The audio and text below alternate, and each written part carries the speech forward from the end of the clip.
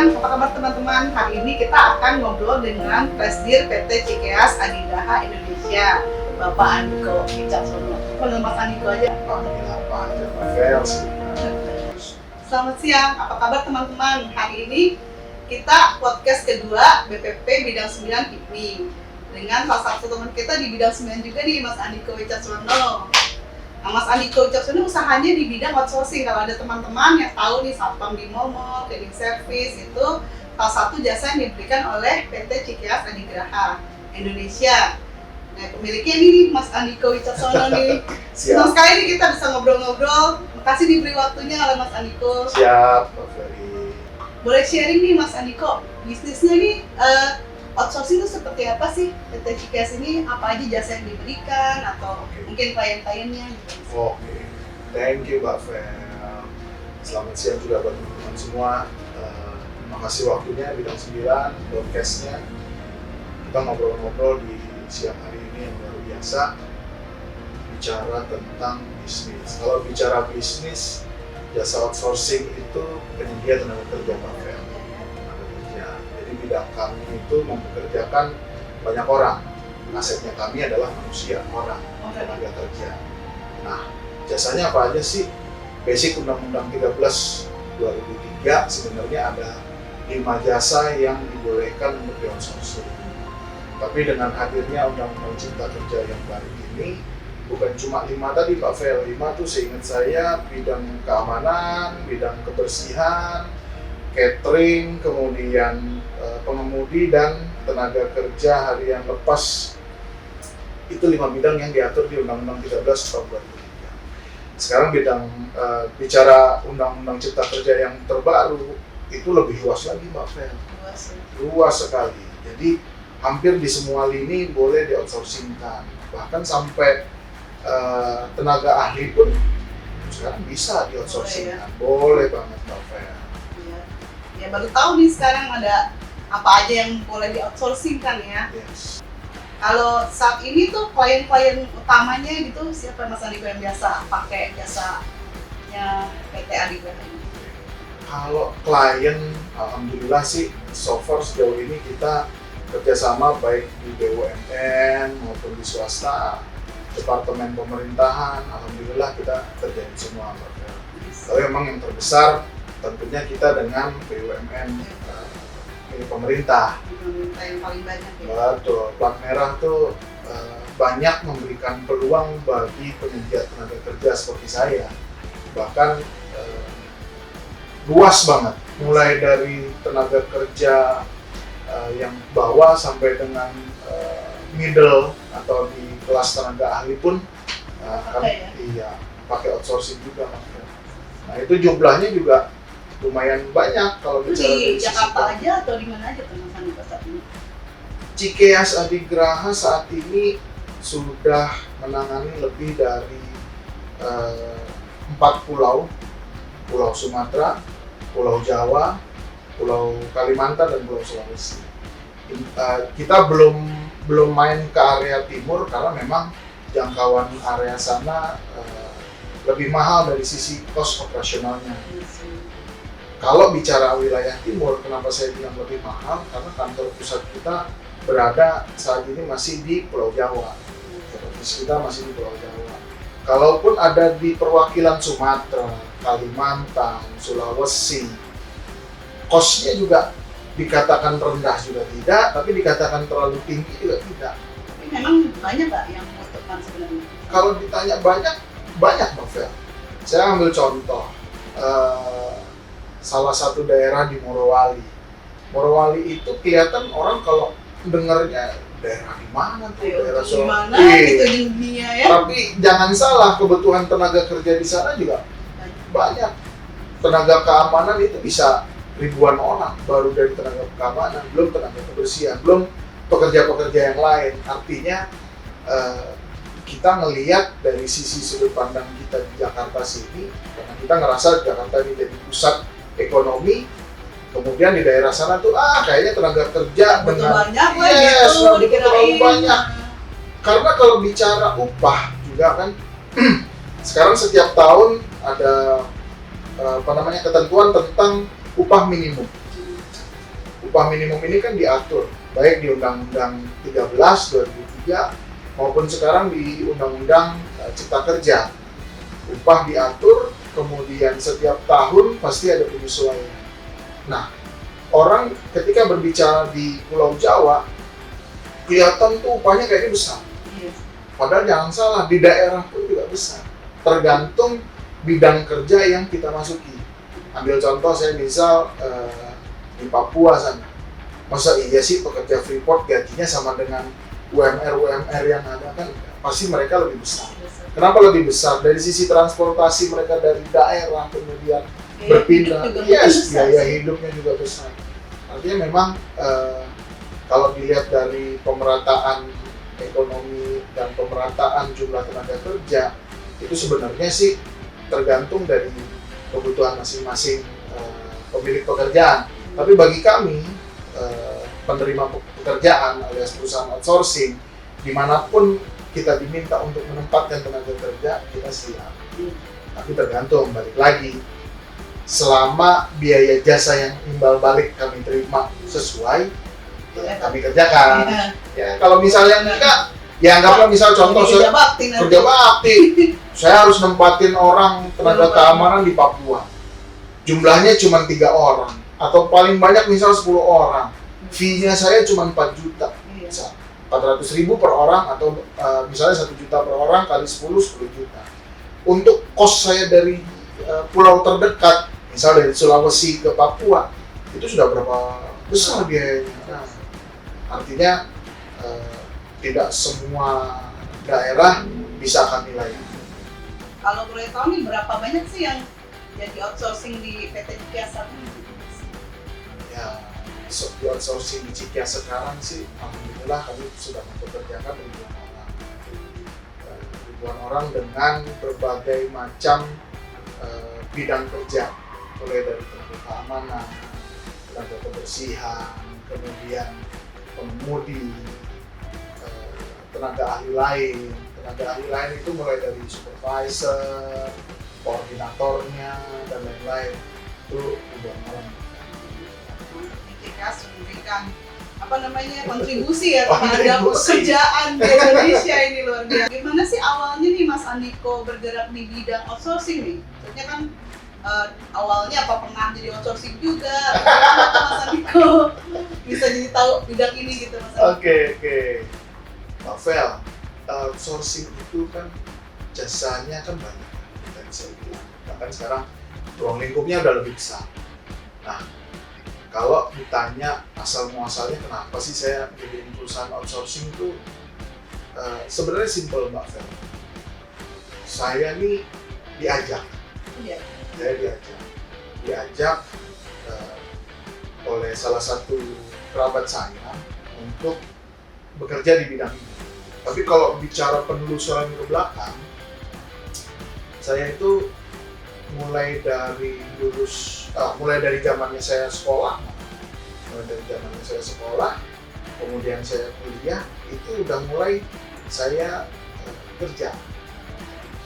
Dulu tuh dari zaman sekolah saya di SD itu ibu saya buka toko kelontong. Kemudian kalau pagi tuh kadang-kadang saya iseng nyari koran di daerah Buncit untuk saya jual. Lumayan, yang penting bisa buat jajan. Dekat sini berarti rumah dekat sini. Yes, dekat sini. Kantornya dekat ya Pak Bupati. Dekat sini. Saya cari, jadi ada pengepul koran.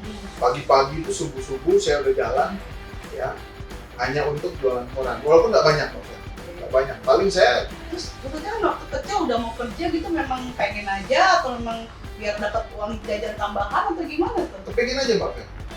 Kepengin aja, karena saya alhamdulillah kalau ditanya uang jajan cukup apa enggak, buat saya alhamdulillah cukup. Tapi saya ngerasa saya perlu ada tambahan.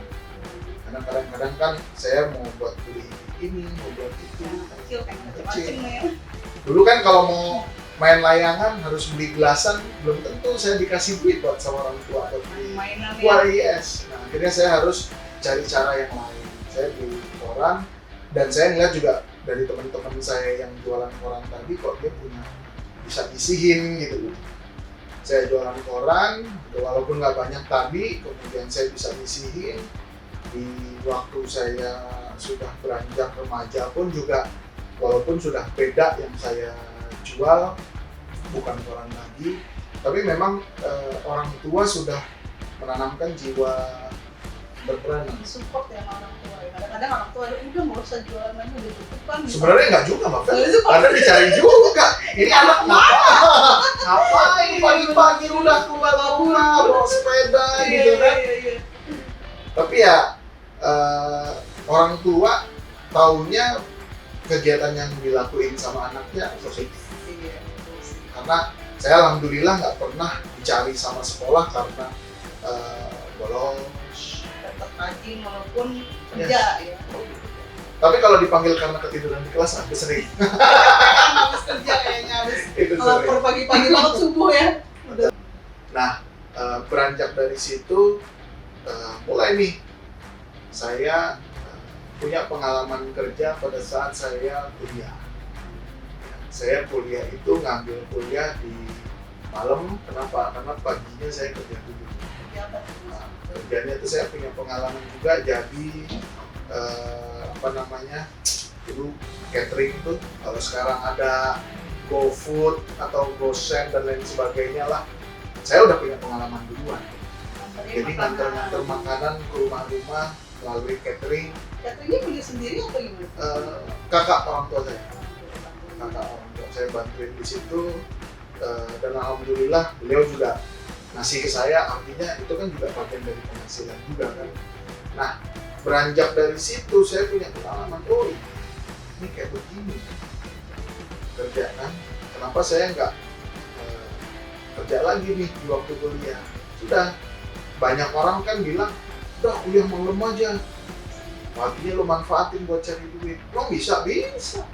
Nah, saya kuliah mulai saat kuliah pagi gitu, saya kerja mulai dari jadi tenaga kebersihan, tenaga keamanan. Kebersihan tuh di mana tuh? Tenaga kebersihan ada di beberapa tempat di Jakarta, Pak Fel. Kemudian kalau tenaga keamanan saya sempat jaga di event-event, tapi kemudian saya diajak sama paman saya.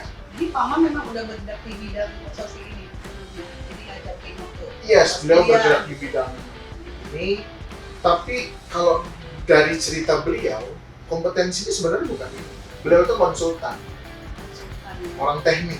Biasanya konsultan itu maksudnya diminta juga, kamu sediain juga dong outsourcing gitu Nah, dari perusahaannya. betul. Karena punya pengalaman beliau dari bidang teknik, kemudian beliau sempat lama di bidang SDM, KHRD-an. Nah, beliau punya pengalaman itu, kemudian bikin. Nah, setelah bikin, beliau ngajak saya, Mas udah, yuk gabung di tempat saya aja, bantu-bantu. Nah, dari situ saya tambah lagi nih belajar lagi. 2008 beliau memberikan kesempatan saya untuk maju. Udah Mas, kamu coba Apa maksudnya untuk untuk sendiri. bikin sendiri. Coba untuk bikin sendiri. Nah, bikin sendiri juga nggak langsung mulus, Mbak Fel. Gimana tuh, ada cerita-cerita khusus nggak? Kalau semua tiba-tiba mulus tuh kayaknya semua orang pengen jadi pengusaha sama. Betul sih. Ya nggak? Heeh, Di HIPMI kan banyak. pengusaha pejuang pengusaha. Itu kan Tujuan. motonya, Iya. harus berjuang dulu. Jadi dari cerita tadi saya punya pengalaman jadi keamanan, jadi kebersihan. Ilmu itu saya terapkan pada saat saya kerja di tempat kerja. Kemudian nambah lagi sampai dengan saya dipercaya untuk udah buka sendiri. Nah, nggak mulus Mbak. Kenapa saya bilang nggak mulus?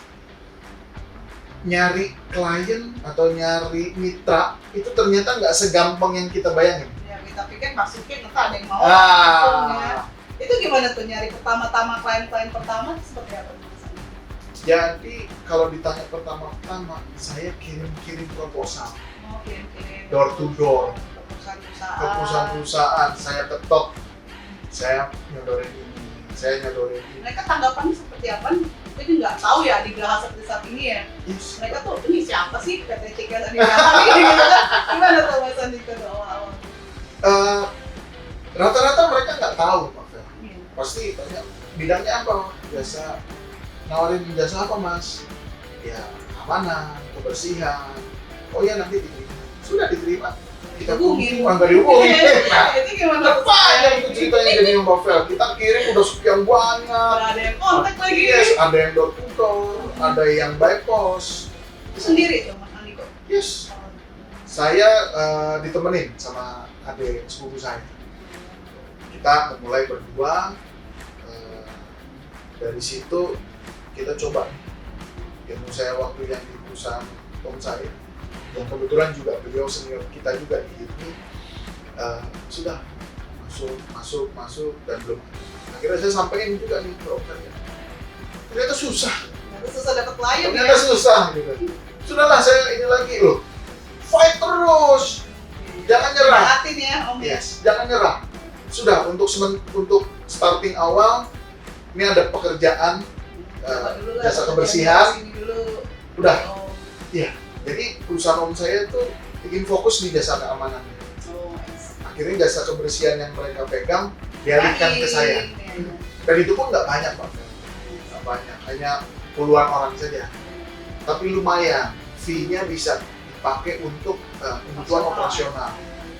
Nggak apa-apa, kita nggak gajian di awal dulu Yang sudah. penting jalan dulu lah. Yang usaha. penting jalan dulu, Iya. betul. Nah, giliran dapat klien, alhamdulillah mulai satu,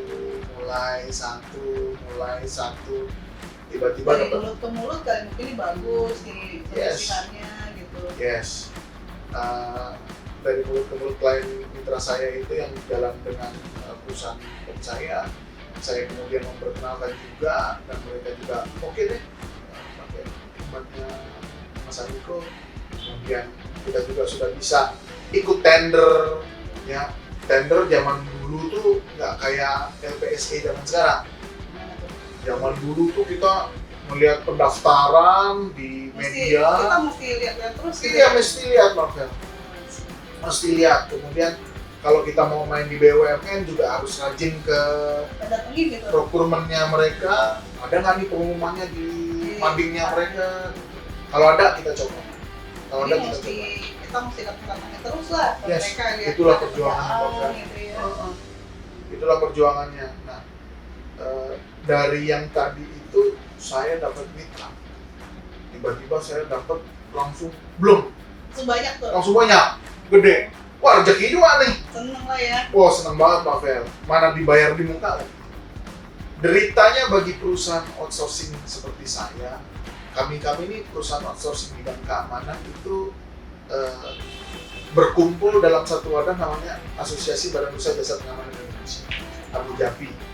Jadi di Abu Dhabi itu nanti terrecord berapa banyak sih perusahaan jasa seperti kami. Karena kalau mau bikin perusahaan Jadi jasa wajib tuh kalau misalnya punya outsourcing itu harus ikut khusus jasa keamanan, Jasa keamanan ya. khusus jasa keamanan. Kalau hanya outsourcing di semua bidang cukup izin operasional dari Disnaker provinsi kalau sekarang. Kalau dulu masih Disnaker Kota Madya atau kalau di daerah kabupaten. Kalau sekarang harus provinsi. Cukup itu. Tapi jasa keamanan harus punya izin dari Mabes Polri. Izin pertamanya itu kita minta rekomendasi dari levelan Polres, ya. Kemudian masuk ke Polda, terakhir dari Polda memberikan rekomendasi untuk diterbitkan izin operasional jasa keamanan dari Mabes. Kalau bicara bidang jasa yang lain kan tadi seperti yang saya sampaikan kan nggak perlu. Kalau kami ini lebih jelimet, makanya teregistrasi harus menjadi keanggotaan asosiasi. Nah dari situ terrecord nih Mbak Fer, karena kebetulan saya juga pengurus juga kan di Abu Dhabi. Saya lihat dari bank perusahaan, Ribuan ya. artinya kompetitor gue nggak sendiri nih, waduh. Tiap main lelang ketemu sekian perusahaan.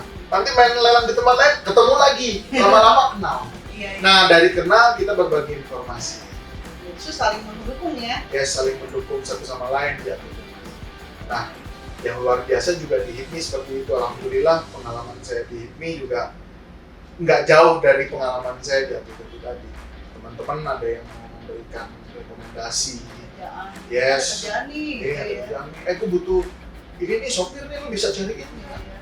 Itu luar biasa. Pentingnya kita berorganisasi ya Mas Andi. Yes.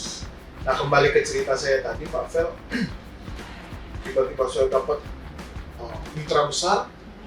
Beberapa tahun kemudian tiba-tiba mitra besar saya ini tumbang, belum. Jadi gimana bro? Pada saat tumbang itu nggak ada kerjaan lagi kan bagian situ ya?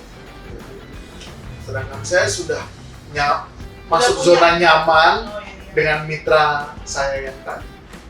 Nah, ketika tumbang, hati saya cuma bilang, oke, masalah pasti ada jalan keluarnya. Walaupun saya butuh waktu.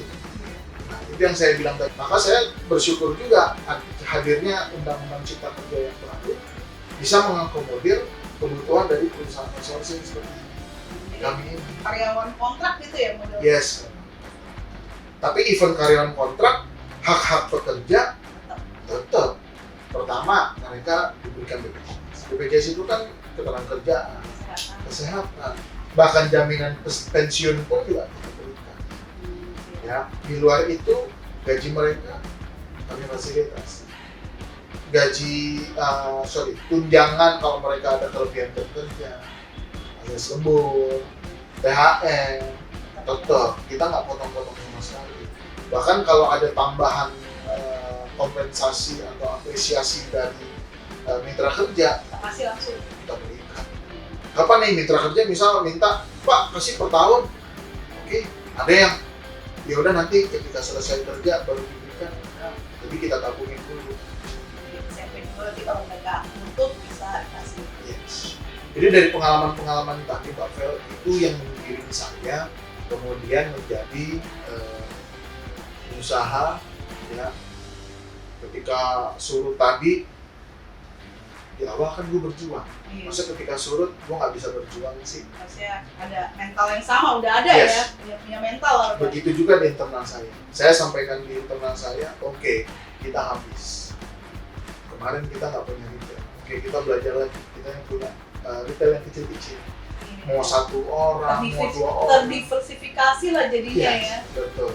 Sekarang saya kalau ada permintaan, Pak saya minta satu sopir, oke.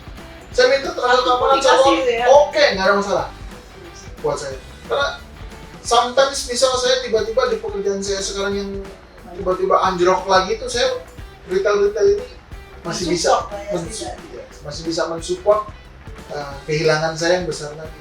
Dan kejadian ini bukan yang pertama kali. Ya. Mulai dari tahun 2011 kejadian, 2014 kejadian, 17 kejadian, 20 kejadian. Jadi pengalaman kami hilang banyak kok. Masalah ya. Karena memang ini kan bagian dari perputaran roda, Pak Fer. Kalau nggak mau putar roda ya nggak usah mancal, nggak usah jadi pengusaha. Itu kalau perekrutan tiba-tiba maksudnya ada perusahaan besar yang mau rekrut yang banyak itu biasanya gimana tuh proses perekrutannya di Adigraha? Misalnya ada maksudnya butuh banyak kerjaan tuh biasanya kemana gitu? Buka lowongan kerja atau gimana? Ya, kita open recruitment itu setiap hari. Tiap hari? Iya Pak.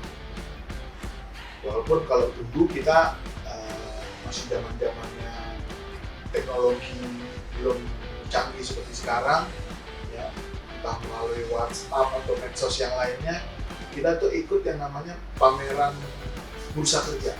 Oh, ada kamera-kamera kerja. Yes, bursa kerja tempat A, tempat B kita ikut, kemudian kita dapat banyak database calon pekerja, itu biasanya kita rekrutmen. Yuk kita lagi open rekrutmen. Kalau sekarang kita melalui medsos. Ya, ada yang datang kemudian mereka ngelamar, itu kita terima silakan. Tapi ya tidak setiap saat juga kita bisa tempatkan mereka ke. Tapi kita pegang datanya kalau lagi butuh kita Yes, panggil. betul sekali. Karena terus terang kita pun di sini butuh reliever dalam sehari juga lumayan banyak juga. Ambil contoh misal saya di Jabodetabek ini ada 1.000 orang kurang lebihnya. Dari 1.000 orang ini kan mesti ada aja beberapa orang yang nggak bisa hadir kerja, apalagi di masa pandemi yang sekarang. Si pekerja baru datang dari luar kota, kan nggak boleh langsung, artinya saya harus kirim reliever. Atau tiba-tiba mereka demam, udah kita kirim reliever. Dan informasi di medsos ini harus terus berjalan. Kalau nggak berjalan, kemudian kami tidak bisa mengirimkan, ya pertama kita kena key performance indicator, itu mempengaruhi juga nanti ke tagihan. Atau kedua, ya sudah langsung dipotong hari itu juga. Tak kerja lah, nggak usah lah, kayak nggak ada nih orangnya gitu ya. Sekarang lebih ketatnya di posisi itu. Maka ada kalanya kita mungkin beranggapan ini mudah, sulit, tergantung juga. Tapi dibilang sulit, ada kalanya oh siap. Ada. Saat pandemi ini ada kesulitan nggak untuk outsourcing nih? Maksudnya kan banyak juga perusahaan yang lagi kolaps atau gimana gitu, Mas Andiko. Berkurang nggak tuh? Waduh, kalau saya ngobrol-ngobrol sama beberapa teman, mulai dari pengurangan, kemudian mulai dari ada toko, ada gerai atau sejenisnya mereka yang harus tutup, bahkan mal-mal tutup sekian lama, kemudian harus dikurangkan. Ini yang menurut saya pola pikir kita yang harus dirubah sebenarnya. Jasa keamanan, jasa kebersihan itu sebenarnya bukan hanya sekedar mereka pekerja, tapi mereka itu adalah aset. Karena ada aset dari si pemilik yang harus dijaga. Lagi kalau security tadi asetnya saya, dia punya aset ya lo jaga dong. Gitu. Kalau saya membahasakan ke mitra saya, lo tuh punya aset bos. Lo punya aset, kalau aset lo tidak dijaga, aset lo tidak di maintenance, ya bisa jadi fraud, masalah. Contoh, kalau ada kehilangan, ya kita sih nggak berharap kehilangan ya Mbak Fel, tapi sometimes bisa terjadi kehilangan. Itu resikonya lebih besar. Satu, biaya pelaporan, biaya ini itu, warawiri harus ke kantor polisi, harus ini dan sebagainya. Ya, yes, kalau ke kepolisiannya oke lah, nggak banyak. Tapi kan warawirinya kita biaya warawiri, biaya waktu, biaya pikiran. Jadi kalau dari awal pola pikirnya adalah aset saya harus dijaga, aset saya harus di-maintenance, maka untuk peniadaan jasa ada suka dukanya nggak kalau misalnya di usaha ini yang mungkin senangnya bisa banyak karyawan yang digaji, betul. gitu ya. Betul. Itu seninya Pak. Seninya ya. Itu senang banget. Sukanya bagi mereka yang bisa benar-benar memberikan pelayanan yang terbaik bagi yang pertama karyawan, khususnya di eksternal lalu mitra. Kalau karyawan itu, contoh saya mempekerjakan 1.000 orang ya, 1.000 orang kemudian mereka sudah berkeluarga, punya istri, yang bersyukur bukan cuma 1.000 tapi 2.000 sama anak-anaknya, sama keluarganya. Iya, kemudian mereka memberikan orang tuanya dapat bagian juga. Saya sih nggak sampai segitu sebenarnya mikirnya.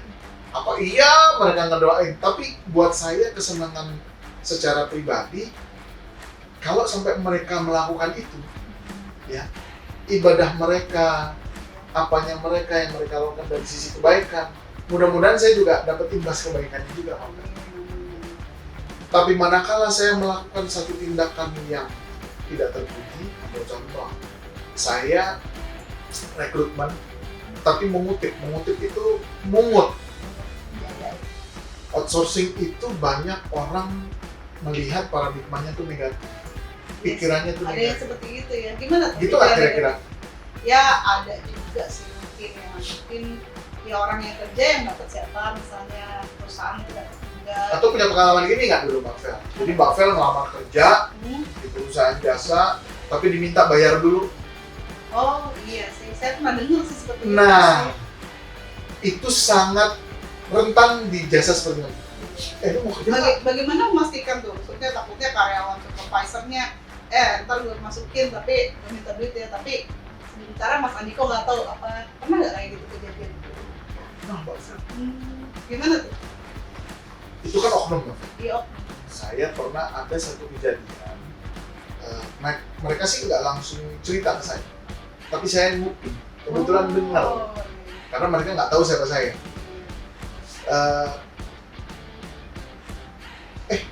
Ini tempat ini harus bayar sekian, tapi kalau ngitung-ngitung secara matematik sih ya masih ada lebihan lah nih. Contoh misal gajinya 2 juta, harus bayar setiap bulan 200.000, gue masih pegang 1,8 untuk ini untuk itu, masih cukup nih. Padahal jangan salah Mbak, kalau 200.000 itu baru per orang. Saya pernah satu ketika di lokasi saya di Jawa Tengah tuh, rekrutmen kurang lebih sekitar kebutuhannya tuh sekian ratus orang. Gaji mereka itu luar biasa besar Pak Fel.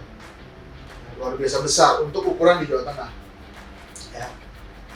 Itu mereka ada yang berani bayar sampai puluhan juta. Pada saat lo masuk dia udah berani gitu? Yes. Karena mereka ngerasa ada potensi satu. Jadi Kalau- karyawan tetap gitu. Enggak itu Mbak Fel. Oke itu bonus Iya, kalau sampai jadi karyawan tetap. Karena dia mikir kalau gue kerja di sini, gue bisa nanti ada ini yang bisa gue ambil saat gue melakukan pekerjaan gue. Oke. Jadi kalau saya terusin yang kayak begini, saya berpotensi memelihara maling. Iya betul sih. Maka ketika saya dengar dengan mata saya dengar dengan kuping saya sendiri, saya lihat pada mata saya sendiri. Udah, saya bilang ke tim saya, yang kayak begini saya nggak. Tapi kalau cuma sekedar dibagi rokok, ya, kita disiapin makan dan minum, gue terima, nyenengin orang. Iya sih, orangnya udah pengen Yes, ada pengen baik bagi. aja. Tapi kan mereka ikhlas baginya Mbak Fel. Iya, Jangan- minta. Jangan diminta. Nah, outsourcing rentannya di situ Mbak Fel. Itu untuk karyawan yang ketahuan seperti itu gimana? Saya langsung keluar. Saya keluarin, kemudian saya bersurat nama karyawan ini di asosiasi kami, ya udah jelek. Jadi nanti dari asosiasi biasanya langsung masih info nih. Ya, Bener ya orangnya. benar. Tapi sejauh ini sih di tim saya, Kalau Mas Andiko sendiri ada punya apa namanya idola gitu, apa maksudnya pengusaha yang mungkin bisa jadiin panutan lah buat Mas Andiko, atau bukan misalnya pengusaha atau apapun lah siapapun gitu. kalau pengusaha, ya dari sisi pengusahanya Mbak Fel. Kalau ditanya idola, saya mengidolakan Om. Ini ya, jadi kalau mengidolakan pengusaha, idola saya itu Om saya. Om saya itu pengusaha, ya senior kita juga di HIPMI. Dulu pernah di kepengurusan Ketum Okto, kemudian Ketum PA, dan di DPD Jaya juga beliau, Adi Mahfud. Ya. Apa yang membuat Mas Andiko tuh kan gue pengen jadi kayak gitu maksudnya dari segi cara kerjanya atau apa gitu Ya karena beliau yang ngajarin saya, dari beliau yang jadi mentor saya, beliau yang menanamkan landasan kewirausahaan. Walaupun ilmu-ilmunya saya sudah dapat ilmu dari orang tua saya, tapi kalau ditanya tokoh idola, ya saya sangat mengidolakan bapak dan ibu saya. Kalau mau ditanya lebih idola lagi, ya saya punya, karena saya kebetulan Islam, saya punya tokoh idola nabi saya. Tapi kalau dari sisi pengusaha, yes, ya saya mengidolakan paman saya karena beliau yang memberikan motivasi ke saya untuk ayo semangat. Yang namanya pengusaha, pejuang-pejuang pengusaha adalah lu jangan.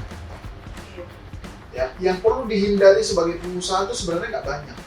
Yang pertama cuma masalah hukum. Yes. Maka kalau kita punya legalitas itu juga harus. Yang kedua, jangan pernah berurusan masalah dengan pajak. Ya, bener aja pajaknya. Yes. Kebetulan memang itu kan kewajiban kita Kewajiban, ya, betul. sebagai pengusaha. Yes.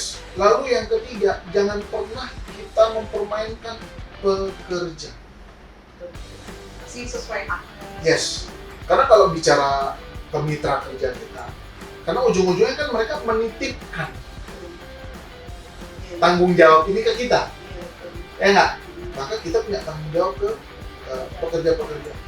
Kalau lu sampai nggak bayar upah si karyawan tepat waktu, lo nggak bayar jaminan sosialnya mereka, lo nggak bayar THR-nya mereka, lo nggak bayar apa yang seharusnya mereka terima. Ambil contoh seperti kelebihan jam kerja, lembur. Kalau dikantongin lumayan, Mbak Fel. Ambil contoh deh, Mbak Fel. Saya ngutip satu orang, nggak usah banyak-banyak, 50.000, Mbak Fel. Tapi berapa orang ya? Kan berapa orang? Kalau saya ambil contoh tadi di Jakarta, saya punya 1.000, udah 50 juta masuk kantong. Tapi saya nggak mau. Kenapa saya nggak mau? Beliau ngajarin saya sendiri. Beliau yang nanamin. Beliau sering tanya, Mas gimana? Mas gimana? Mas gimana? Iya sih. Nah, dari situ saya terus termotivasi ya, untuk jangan pernah melakukan.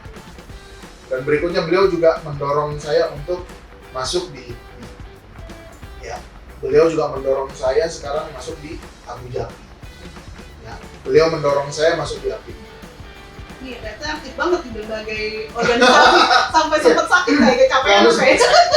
Ya karena balik lagi Iya. sampai dengan sekarang pun beliau masih tetap dorong saya. Gitu ya. Beliau selalu ngajak saya diskusi dengan berbagai hal gitu ya. Kadang saya juga dimintai pendapat.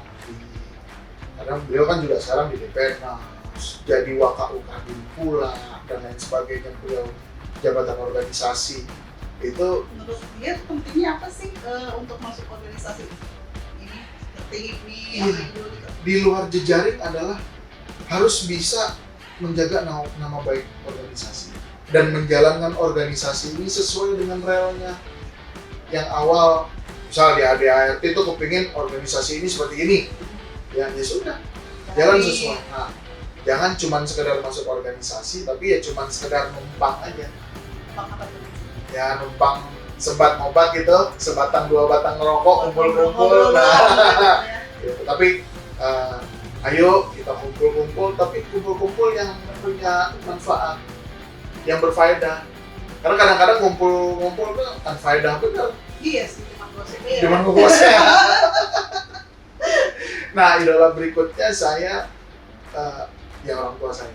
Tentunya almarhum bapak saya itu saya sangat mengandalkan.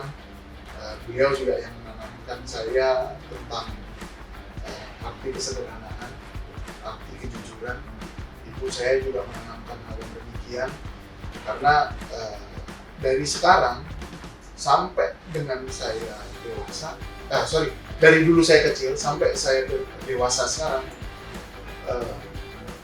ibu saya selalu menganggap saya anak. Iya, benar sih. Orang tua dia pasti Yes. begitu. Selalu menganggap saya, menganggap kita ya, Iya. anak orang tua. Saya ambil contoh, saya sempat tanya ke orang tua, Bu, kita cari tempat yang lebih enak lah. Ya di sini ya sudah, nanti buat bisa disewain supaya lebih aktif gitu, menghasilkan.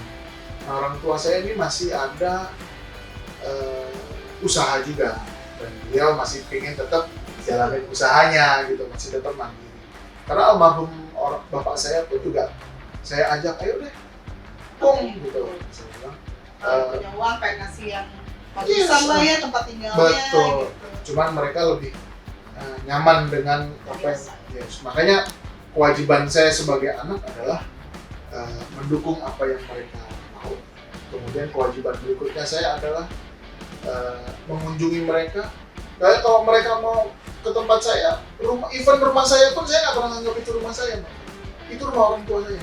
Selama masih ada orang tua saya selalu mengatakan ke saya, ke istri saya, ke anak-anak, ini bukan rumah Bapak.